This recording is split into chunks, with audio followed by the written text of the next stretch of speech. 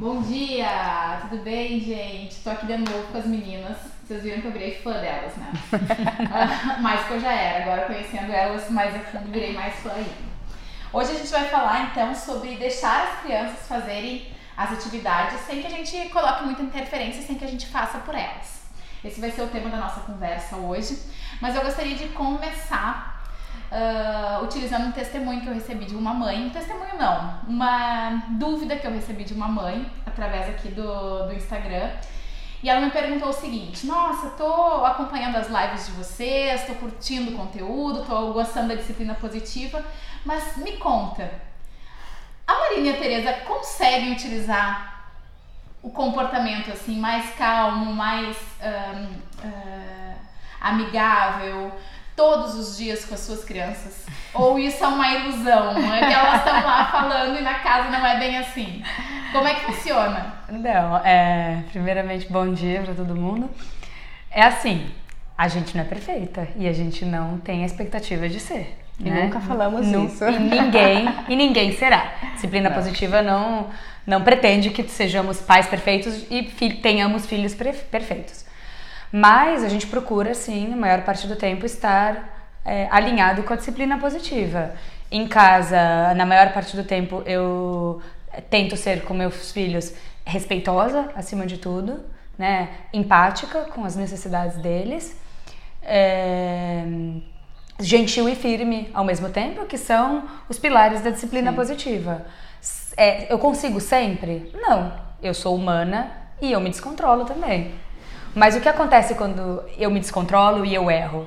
Duas coisas. A primeira é que eu logo percebo o meu erro e sei onde eu falhei e penso, bom, erros são ótimas oportunidades de aprendizagem. A próxima vez eu posso fazer diferente.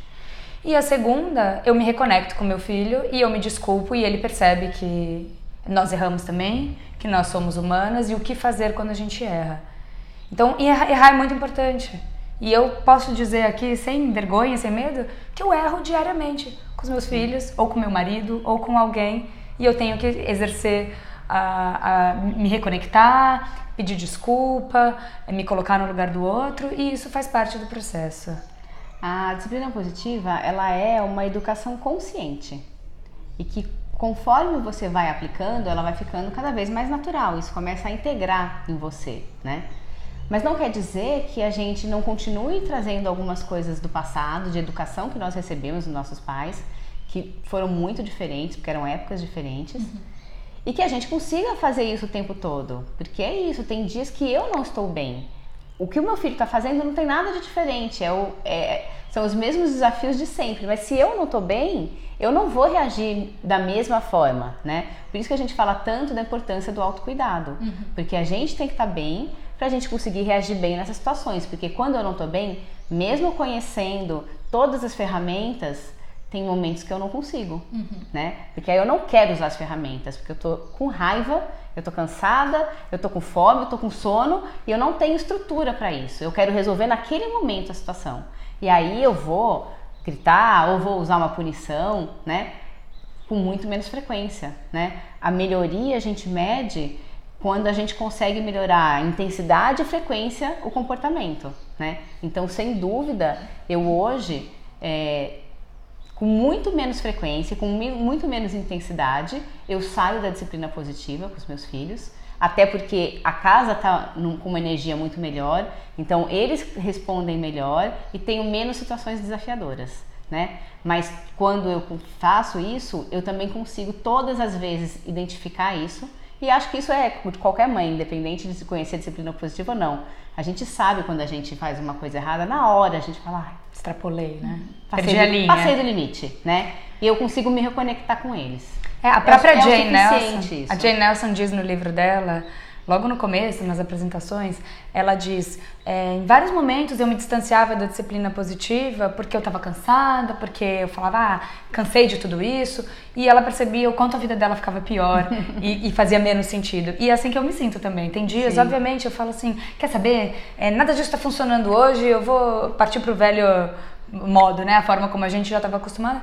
E depois eu vejo que é muito pior. Sim. Né? E é um processo a longo prazo. Não é uma coisa que a gente vai colher hoje, os frutos, né? E outra coisa que ela falava também, que eu achei curioso, é que quando as coisas estão muito bem, também, a gente fala, ai, será que precisa fazer reunião de família? Dá uma relaxadinha. Você dá uma relaxada. E aí as coisas voltam a piorar. E você fala, opa, aí você volta a seguir. Né? É o caminho, né? Acho super interessante e importante a gente ouvir esse testemunho delas. Que mesmo conhecendo tudo isso muito mais a fundo do que o que eu conheço, do que o que a gente tá passando aqui, as meninas também passam por situações difíceis e que... Iguais. Nós não somos perfeitas e nem vamos ser através da disciplina positiva. Tenha certeza que estamos todos no mesmo barco. E a outra pergunta é, as crianças sempre respondem bem ou vocês também têm momentos de caos dentro de casa? No sentido, fez birra, a gente como mãe não consegue utilizar as ferramentas e a abordagem da disciplina positiva, mas a criança também, mesmo quando a gente utiliza as ferramentas, não responde conforme esperado. Sua pergunta me fez lembrar uma coisa que minha mãe sempre fala, quando meus filhos começam a ter um comportamento inadequado. Ela olha e ela fala, olha a disciplina positiva aí. Querendo dizer assim, mães que estudam disciplina positiva têm filhos perfeitos. Não é isso. Os nossos filhos continuam sendo crianças, como qualquer outra criança da faixa etária que eles estão. Eles vão se comportar como qualquer outra criança. O que nós temos que fazer é enxergar esse comportamento de outra forma. A minha filha faz birra todo dia, os meus filhos mais velhos brigam entre eles todo dia, tem dificuldade de gerenciamento de raiva quase que todo dia. Então assim, eu passo por esses desafios quase que todo dia. Como eu vou lidar com esse comportamento, que é a diferença. Hoje eu posso dizer que o meu autocontrole e a minha paciência e a minha forma de enxergar as situações já é muito diferente. Só da gente ter mais autocontrole, isso já muda tudo. Eu vejo uma cena dessas, não me afeta mais da mesma forma como me afetava em outros tempos. Isso já é o primeiro passo, né? E você acha que, eu acho que ela perguntou, quando eles estão nessas situações que todos nós temos, né? Mas quando eles estão nessa situação e você aborda eles de uma forma respeitosa, validando o sentimento, qual é a reação deles? É diferente? Sim, com certeza. A resposta deles às vezes funciona, às vezes não. Não vou dizer que toda vez funciona. Tem vezes que não funciona. Porque às vezes eu não identifiquei, possivelmente não identifiquei a real necessidade da criança naquele comportamento. E eu fico presa a uma situação achando que ela está fazendo isso por conta de algo que está ali por baixo, mas é outro. E aí a gente para, eu me peguei fazendo isso recentemente algumas vezes. Peraí, vou voltar para o quadro de comportamentos equivocados e vou olhar analisar porque não é isso que eu tô pensando. E aí eu cheguei em outra conclusão, falei, puxa, realmente não era atenção indevida, né? Era poder mal dirigido, que são coisas que esse quadro traz pra gente, que depois em outro momento a gente pode explicar com mais clareza pra vocês. Vira e mexe a gente tem que olhar pra si, pros nossos filhos, e a gente esquece um pouco disso. A gente fica ajudando todo mundo e estudando e lendo, e a gente às vezes esquece das nossas próprias necessidades e dificuldades, né? Então, acho que é muito, muito legal a gente falar isso. Não vamos esperar e cobrar da gente como mães, porque agora tem um conhecimento diferente, tem uma abordagem diferente, que o resultado vai ser 100% das vezes diferente, às vezes não. E não há nada de errado nisso, a gente precisa continuar tentando e exercitando.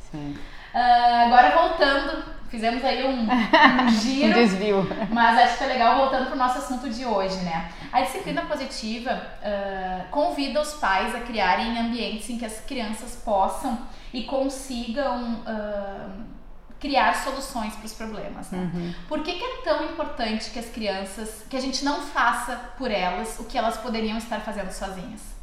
A família, a casa, é a primeira sociedade da criança, a primeira sociedade que ela vive, né? E ali é um ambiente seguro em que ela pode aprender uma série de habilidades que ela vai levar para a vida dela, né? Se você fizer por ela coisas que ela já faz, que ela pode fazer sozinha, você está tirando dela a oportunidade de desenvolver essas habilidades.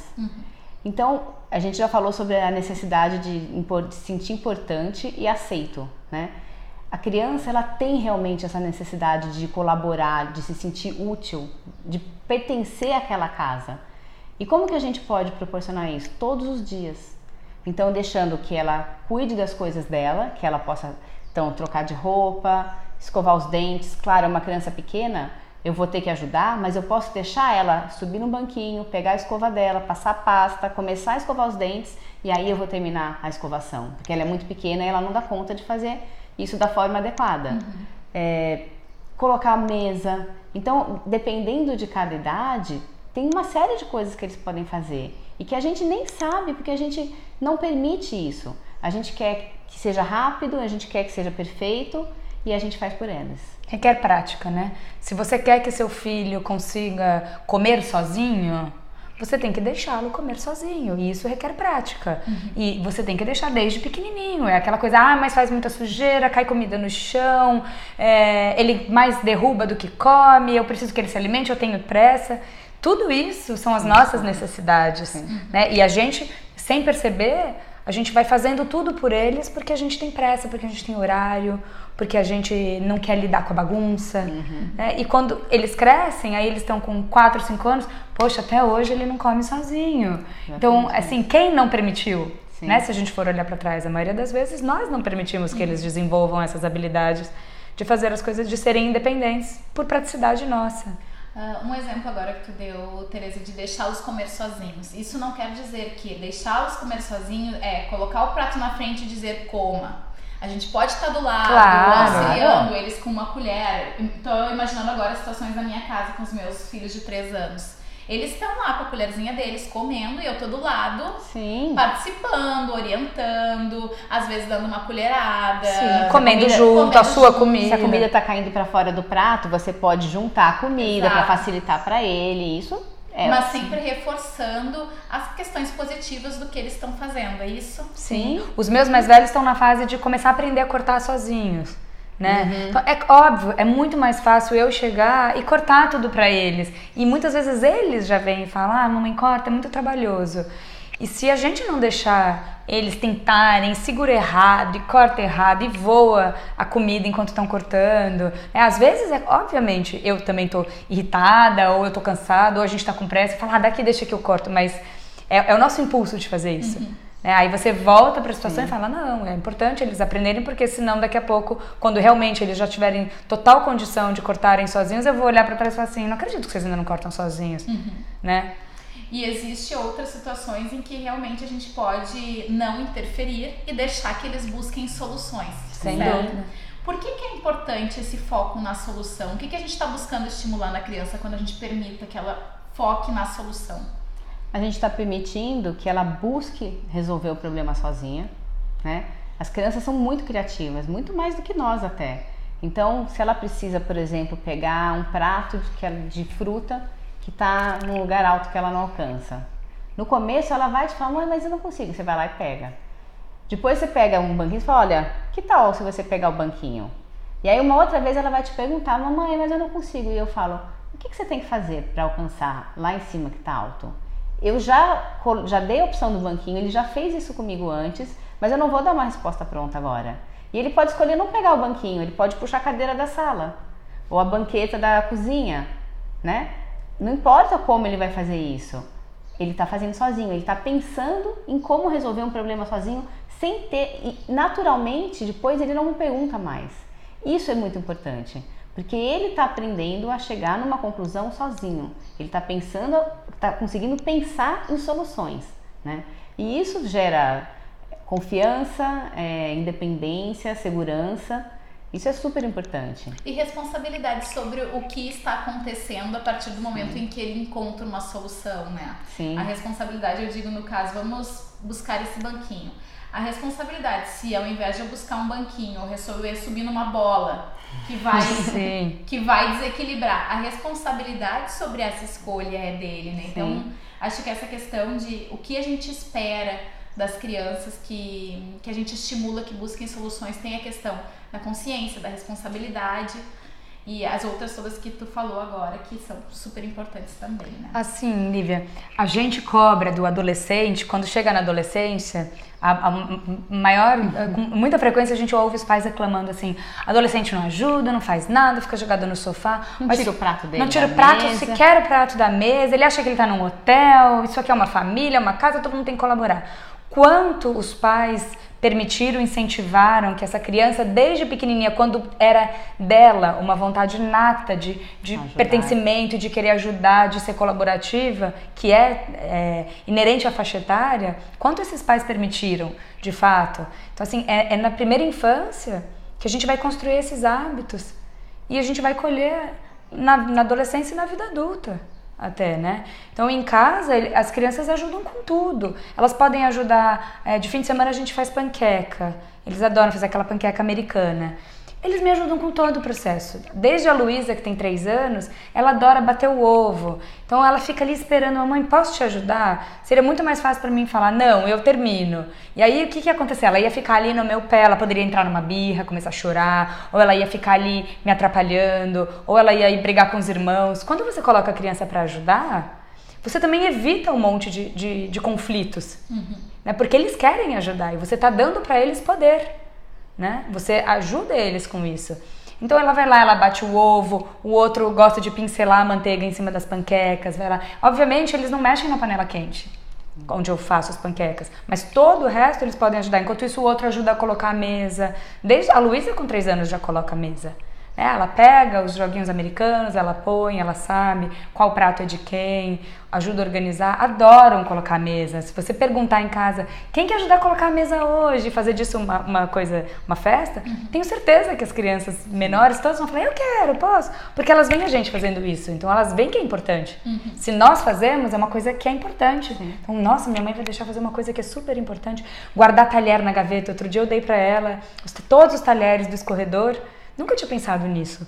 Ela queria me ajudar a guardar a louça. Eu falei, o que será que ela pode fazer? Pegar prato de vidro? Não vai dar. Dei os talheres, ela organizou perfeitamente. Separou todos, colheres, todos os tamanhos, qual era de sobremesa, coisa que a gente nem imagina. Tão simples, botei num banquinho um pote com todos os talheres lavados. E ela foi lá, ela ficou ali 20 minutos entretida. E quanto ela aprendeu com isso? Ela aprendeu matemática nesse momento. De fazer maiores e menores, fazer classificação, né? Então, garfos, facas, colheres, pra gente é tão óbvio. Pra eles, isso tudo é matemática. Conceitos básicos de matemática. Né? O colocar no lugar certo o encaixe, o manusear, se é pra frente, se é pra trás.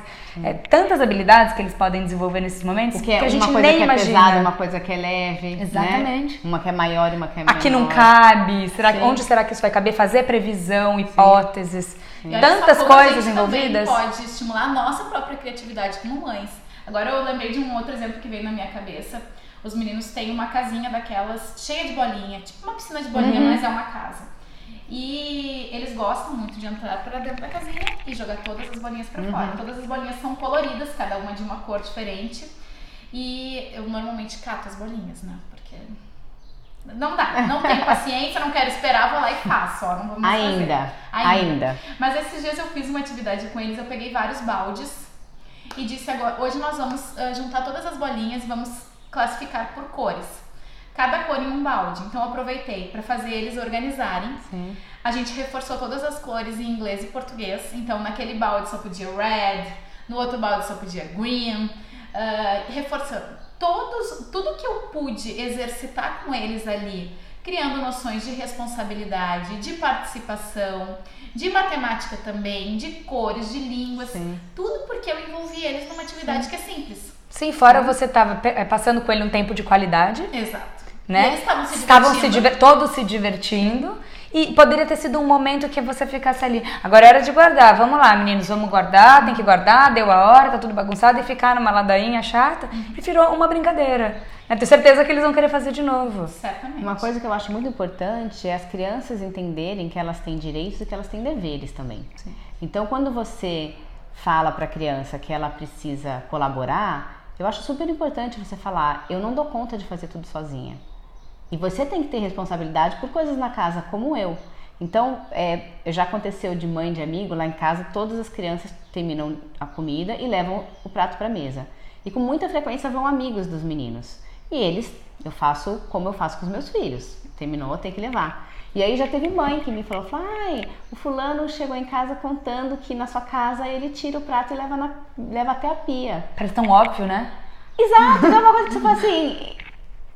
é tão natural isso, né? E ela ficou espantada, porque o filho dela, ela nunca tinha pensado que ele poderia fazer isso, né? É fantástico quando a gente começa a fazer pequenas mudanças, a reação deles é maravilhosa.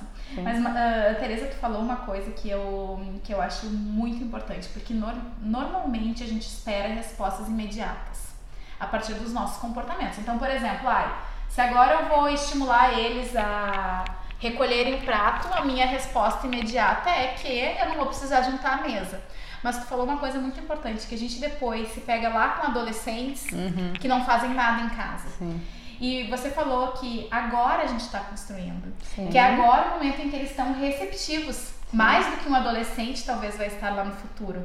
Então, como a gente está se comportando agora? Não é uma coisa de depois reclamar e nem de uma consequência que é só imediata.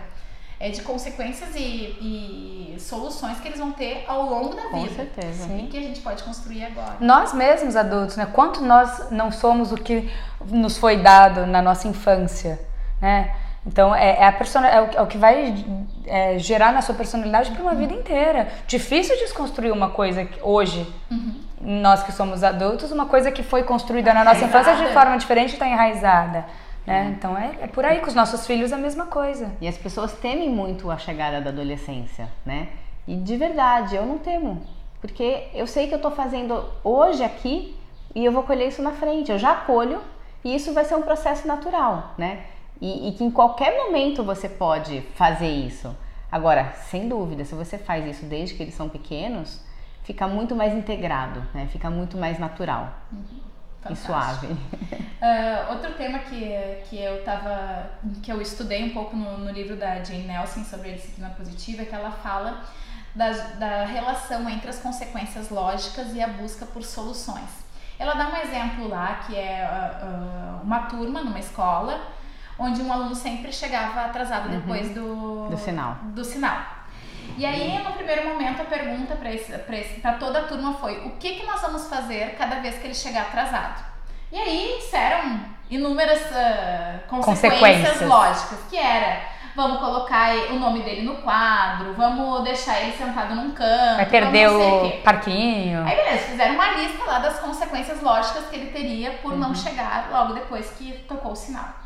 E aí, no segundo momento, eles fizeram uma pergunta diferente, que foi: o que nós poderíamos fazer como escola e como turma para que ele chegasse no momento do sinal? Encorajar ele. E aí as respostas foram várias, vamos todo mundo chamar ele junto, vamos aumentar o volume do sinal e várias coisas. Então, como que vocês enxergam, assim, essa relação entre consequências lógicas e a busca por soluções e como a gente pode exercitar isso no dia a dia?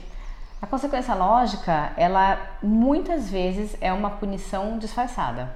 Então isso, de deixar a criança sem ir no parquinho, escrever o nome dela na lousa, isso é uma punição. Sim. Isso vai ajudá-la? Ela vai se sentir melhor e encorajada para não chegar atrasada? Não vai.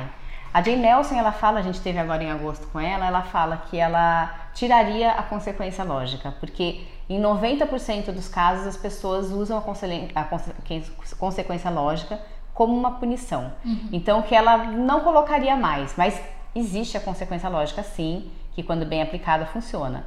Ela tem que estar relacionada, né? Ela tem que estar relacionada com o que aconteceu. Tem que ser respeitosa. Então tem alguns critérios que você tem que ter para você falar: não, isso é uma consequência lógica e não é uma punição. Então ela dá, por exemplo, um exemplo de uma criança que esquecia sempre o lanche dela, o almoço dela. A mãe fazia o almoço e ela esquecia, e aí a mãe pegava, ia até a escola, levava o lanche dele. E aí que ela falou: não tá legal isso. E aí ela conversou com ele, falou: olha, se você esquecer o seu lanche, você vai ter que aguentar a sua fome, porque você vai comer só quando você chegar em casa, porque eu não vou mais ir na escola levar o lanche. E que aí ela começou a fazer isso, mas que a professora começou a ficar com pena e dava o dinheiro para ele comprar, ou os amigos também começaram a dividir com ele. E aí que ela conversou com a professora, explicou o porquê, que aquilo não era uma punição, mas que ela queria que ele fosse responsável pelo almoço dele, né? E aí pediu para ela então parar de dar o dinheiro para ele. E a professora parou. E aí adivinha o que aconteceu? Ele ficou sem comer. E aí o que aconteceu? Ele parou de esquecer. Aconteceu ontem em casa uma situação muito semelhante, né, com o meu filho. Ele chegou da escola com uma apostila que a escola deu dessas com espiral, encadenada pela escola. E quando ele chegou, eu achei que fosse uma coisa que ele não fosse mais usar, porque a gente estava no carro, e do caminho da escola para o carro, para casa, ele começou a tirar todo esse espiral da apostila.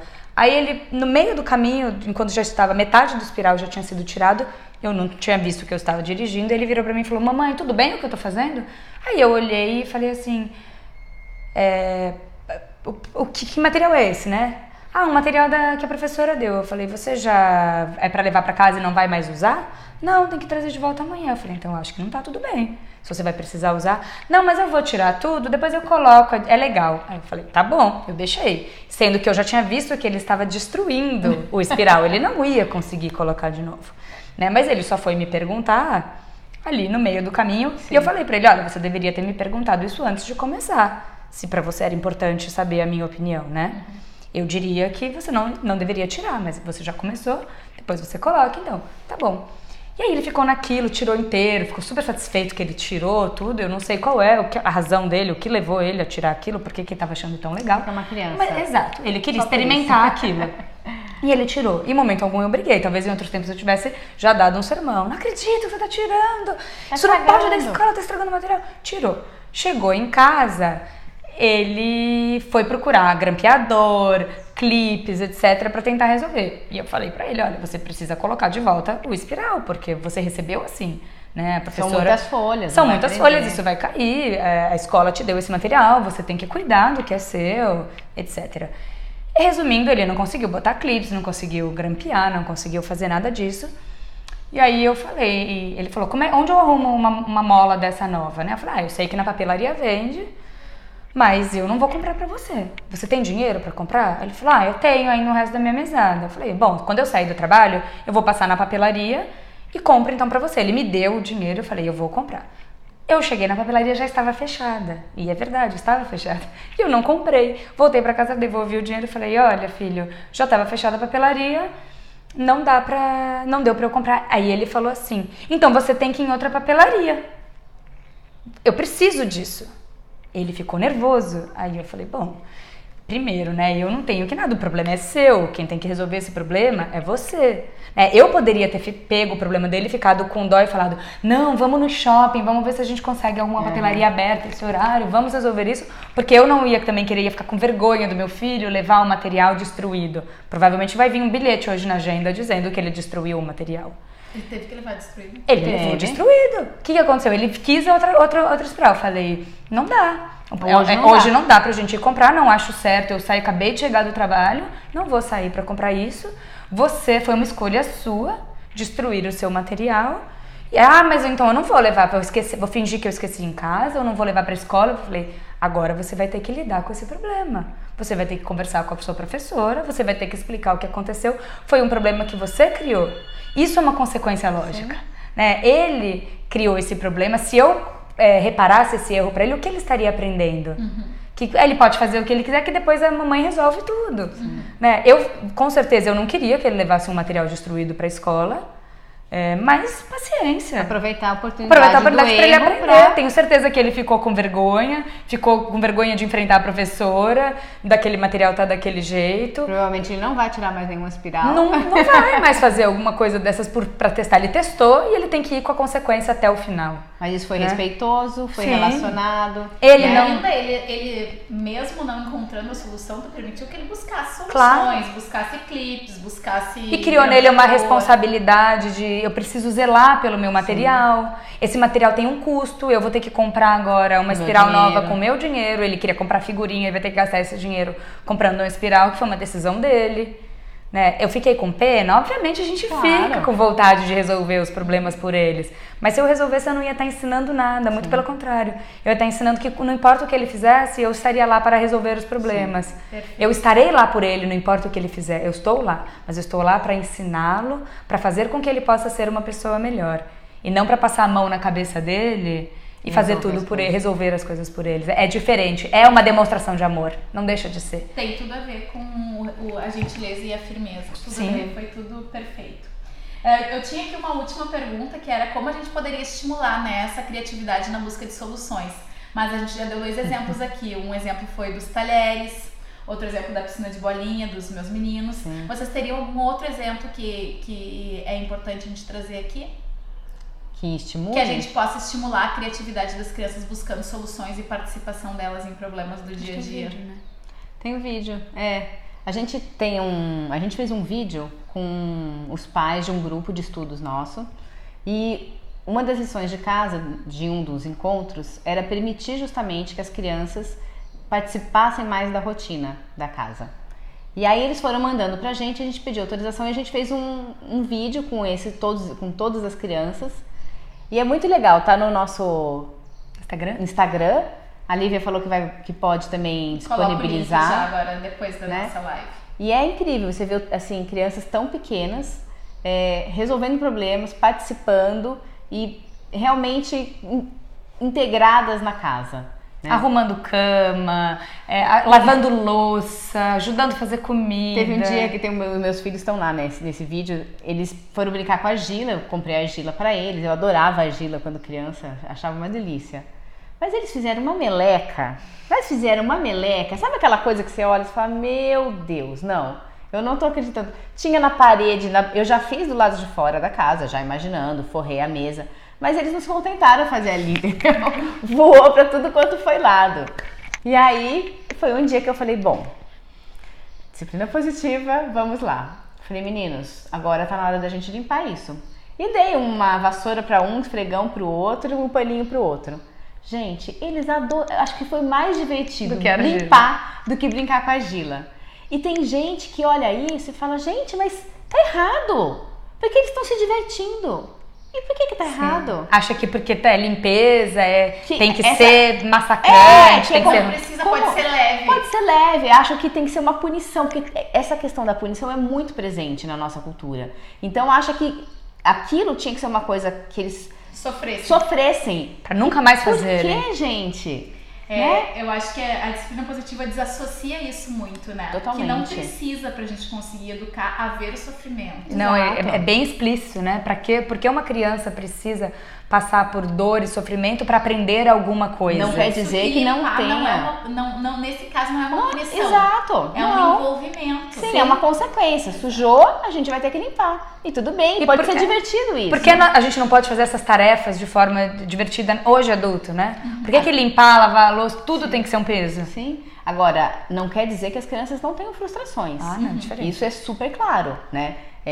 As crianças precisam de frustrações e a gente vai falar não em muitas situações, a gente vai impor limites, porque são crianças, eles precisam.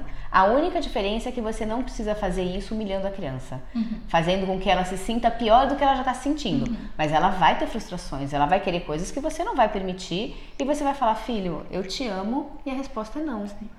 A gente não precisa se sentir pior para depois se sentir melhor, né? Esse é o ponto. Sim. Você fez alguma coisa errada, você não precisa ser humilhado, se sentir inútil, se sentir mal para depois poder ter um comportamento positivo. Muito pelo contrário, isso não vai te ajudar em nada. Não, e mais que isso, tem situações em que a gente não vai deixar a criança frustrada mesmo. Sim. Ela vai lidar com isso, né? Mas é um aprendizado. É um aprendizado, só que a gente vai ser firme e gentil, sem humilhar. A gente vai falar não. Muitas vezes a gente fala não. Eles precisam de regras, de limites, e sofrer a frustração. É a situação do espiral. Eu não podia vai ter falado resolver. assim. Sim, falei, exato. não vou sair para comprar outro. É um ótimo exemplo. Não é um problema meu, não fui eu que criei esse problema, não fui. Exatamente. Né? E falei não. E ele se frustrou. E tá tudo bem. E ele ficou bravo comigo, disse, é obrigação sua, né? Porque a ideia deles é essa, você tem que resolver todos os meus problemas. Não é, né? E você ser firme e gentil. E manter a sua palavra até o fim. Gurias, cada vez mais eu gosto das conversas. Eu adoro elas. Tá muito legal. Deixa eu só mostrar aqui o livro que eu falei que eu tô estudando, né? O livro da disciplina positiva, esse aqui da Jane Nelson. Hoje a gente falou bastante sobre o foco nas soluções, né, e a construção desses ambientes que permitam que a criança tenha autonomia para fazer as atividades sozinhas. Tem no livro, o capítulo 6 do livro, ontem eu estudei ele bastante da noite pra gente poder conversar. E além disso, tem os workshops, né? Que as meninas com certeza trabalham também essas questões. As datas dos workshops eu vou deixar com vocês, porque todos os dias eu erro a data. E agora tem 2 que estão começando já na semana que vem. Então... Segunda que vem, né? Dia 24, na segunda que vem tem 2 grupos permanentes de aprofundamento. Um é à tarde, das 15 às 17. Esse é quinzenalmente às segundas. E o outro com o mesmo tema, porém mensalmente, ele vai ser um pouco mais longo, mas são os mesmos 7 encontros. Começa também na segunda e é noturno, das 7 às 9. E aí tem um outro curso que é único, que aí são os workshops que a gente dá isoladamente, mensalmente, mas são workshops separados, que vai ser dia 27, aí essa duração de 3 horas, das 7 às 10, certo? Todos aqui em Indaiatuba, no Espaço Reconceito. Esse último, que é esse avulso, é o que a gente sempre fez, esse mensal, né? E a gente vai falar sobre o funcionamento do cérebro da criança, entendendo como funciona o cérebro da criança para você saber não criar expectativas irreais, o que esperar de cada fase, né? Entender o comportamento da criança próprio para cada fase. E lembrando que os workshops são muito vivenciais, são dinâmicos, a gente se coloca no lugar da criança, do adulto, a gente assiste, muita reflexão, né? Não é super divertido. Ontem uma mãe me perguntou se a gente tinha espaço para deixar as crianças lá. E aí eu expliquei para ela, falei, olha, a gente tentou fazer isso, foi uma frustração pra gente não conseguir, porque a gente tentou por 3 encontros seguidos ter uma recreadora lá e deixar as crianças, só que elas entravam muito na sala, o espaço que elas podem ficar é do lado da sala que a gente tá. E essas 3 horas que a gente tá, ou 2 horas, dependendo do formato, é de imersão total. Nessas dinâmicas a gente dramatiza várias situações, muitas emoções afloram e a gente precisa dessas 2 horas. Então a criança entrando e saindo da sala realmente atrapalhou e a gente resolveu então que a gente não teria mais essa possibilidade. Mesmo pessoas que levaram o filho com babá, com a avó, as crianças entravam. Mas eu não conseguiria mesmo tendo alguém com meus filhos, porque eu não consigo estar plena num lugar sabendo que eles estão ali, que daqui a pouco eles poderiam entrar. Então, eu prefiro... É que tem muitas pessoas que têm dificuldade de saber com quem deixar, né? Essa mesma me falou, olha, eu tenho uma pessoa, mas ela já cuida da criança no período que eu tô trabalhando. Então eu não queria sobrecarregá-la. Eu falei, não, eu super entendo, às vezes é uma avó que já tem mais idade, realmente fica pesado. Eu falei, mas... infelizmente a gente tentou, ela falou, não, eu super agradeço, eu entendo, né? Então... é isso. Além da gente ter falado aqui das datas, tá tudo no Instagram das meninas, é o reconecta.dt. Pode entrar, tá todos os dados lá, elas estão sempre postando novos workshops, novos encontros, então tá tudo lá. E de novo a gente fica à disposição aqui para qualquer dúvida e pra gente continuar conversando. Sim. Obrigada. Obrigada, gente. Até a próxima.